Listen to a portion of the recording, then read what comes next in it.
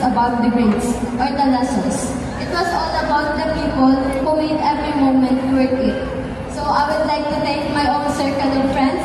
Thank you for your support and thank you for always being there for me and for each. And I would also like to thank this one person who serves as my safe place when everything is in chaos, and the one who supports me.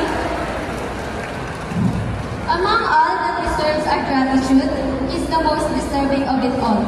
Lord, I want to give you the highest praises and honors. Thank you for encouraging us and for guiding us all throughout this journey. There were battles that only you had the knowledge of, and somehow you brought us here to be victorious. Thank you for allowing me to be here and to be standing right here. For all I know that this is your will and everything is what you planned.